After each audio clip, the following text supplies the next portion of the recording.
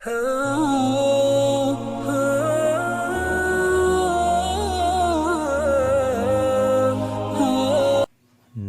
مل جانے کے بعد 9 برس تک نبی اکرم صلی اللہ علیہ وسلم مکہ مکرمہ میں تبلیغ فرماتے رہے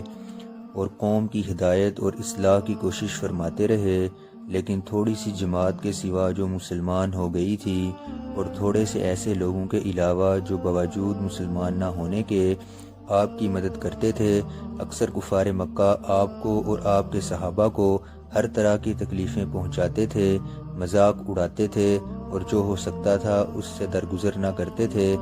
حضور صلی اللہ علیہ وسلم کے چچا ابو طالب بھی انہی نیک دل لوگوں میں تھے جو باوجود مسلمان نہ ہونے کے حضور صلی اللہ علیہ وسلم کی ہر قسم کی مدد فرماتے تھے۔ 10ویں سال میں جب آپ کے چچا ابو طالب کا بھی انتقال ہو گیا تو کافروں کو اور بھی ہر طرح کھلے مہار اسلام سے روکنے اور مسلمانوں کو تکلیف پہنچانے کا موقع ملا۔ حضور اقدس صلی اللہ علیہ وسلم اس خیال سے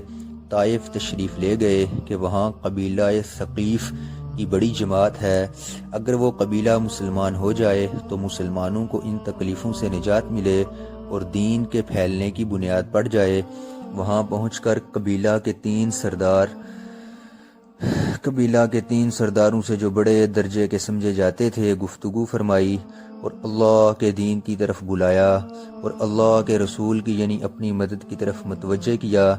مگر ان لوگوں نے بجائے اس کے کہ دین کی بات کو قبول کرتے یا کم سے کم عرب کی مشہور مہمان نوازی کے لحاظ سے ایک نوارد مہمان کی خاطر مدارت کرتے، صاف جواب دے دیا اور نہایت بے رخی اور بد اخلاقی سے پیش آئے۔ ان لوگوں نے یہ بھی گوارا نہ کیا کہ آپ یہاں قیام فرما لیں۔ جن لوگوں کو سردار سمجھ کر بات کی تھی کہ وہ شریف ہوں گے اور مہذب گفتگو کریں گے، ان میں سے ایک شخص بولا کہ اوہو، آپ ہی کو اللہ نے نبی بنا کر بھیجا ہے۔ دوسرا بولا کہ اللہ کو تمہارے سوا کوئی اور ملتا ہی نہیں تھا جس کو رسول بنا کر بھیجتے۔ تیسرے نے کہا میں تجھ سے بات نہیں کرنا چاہتا، اس لیے کہ اگر تو واقعی نبی ہے جیسا کہ دعویٰ ہے تو تیری بات سے انکار کر دینا مصیبت سے خالی نہیں، اور اگر جھوٹ ہے تو میں ایسے شخص سے بات کرنا نہیں چاہتا۔ اس کے بعد ان لوگوں سے نا امید ہو کر حضور اکرم صلی اللہ علیہ وسلم نے اور لوگوں سے بات کرنے کا ارادہ فرمایا کہ آپ صلی اللہ علیہ وسلم تو ہمت اور استقلال کے پہاڑ تھے، مگر کسی نے بھی قبول نہ کیا،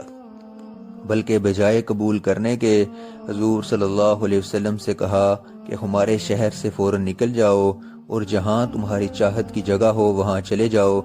حضور اکرم صلی اللہ علیہ وسلم جب ان سے بالکل مایوس ہو کر واپس ہونے لگے تو ان لوگوں نے شہر کے لڑکوں کو پیچھے لگا دیا کہ آپ صلی اللہ علیہ وسلم کا مذاق اڑائیں، تالیاں پیٹیں، پتھر ماریں، حتیٰ کہ آپ صلی اللہ علیہ وسلم کے دونوں جوتے خون کے جاری ہونے سے رنگین ہو گئے۔ حضور اقدس صلی اللہ علیہ وسلم اسی حالت میں واپس ہوئے۔ جب راستہ میں ایک جگہ ان شریروں سے اطمینان ہوا تو حضور صلی اللہ علیہ وسلم نے یہ دعا مانگی، اے اللہ، تجھ ہی سے شکایت کرتا ہوں، میں اپنی کمزوری اور بے بسی کی اور لوگوں میں ذلت اور رسوائی کی۔ اے ارحم الراحمین، تو ہی ضعفاء کا رب ہے اور تو ہی میرا پروردگار ہے۔ تو مجھے کس کے حوالے کرتا ہے؟ کسی اجنبی بیگانہ کے جو مجھے دیکھ کر تر شروع ہوتا ہے اور منہ چڑھاتا ہے، یا کسی دشمن کے جس کو تو نے مجھ پر قابو دے دیا؟ اے اللہ، اگر تو مجھ سے ناراض نہیں ہے تو مجھے کسی کی بھی پرواہ نہیں ہے، تیری حفاظت مجھے کافی ہے۔ میں تیرے چہرہ کے اس نور کے طفیل جس سے تمام اندھیریاں روشن ہو گئیں اور جس سے دنیا اور آخرت کے سارے کام درست ہو جاتے ہیں، اس بات سے پناہ مانگتا ہوں کہ مجھ پر تیرا غصہ ہو یا تو مجھ سے ناراض ہو۔ تیری ناراضگی کا اس وقت تک دور کرنا ضروری ہے جب تک تو راضی نہ ہو، نہ تیرے سوا کوئی طاقت ہے نہ قوت۔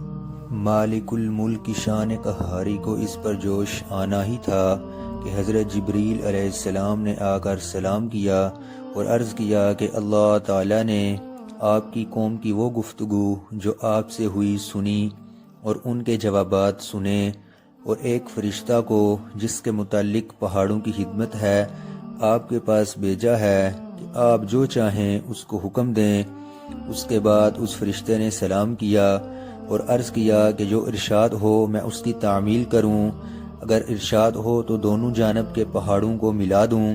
جس سے یہ سب درمیان میں کچل جائیں، یا اور جو سزا آپ تجویز فرمائیں۔ حضور صلی اللہ علیہ وسلم کی رحیم و کریم ذات نے جواب دیا کہ میں اللہ سے اس کی امید رکھتا ہوں کہ اگر یہ مسلمان نہیں ہوئے تو ان کی اولاد میں سے ایسے لوگ پیدا ہوں جو اللہ کی پرستش کریں اور اس کی عبادت کریں۔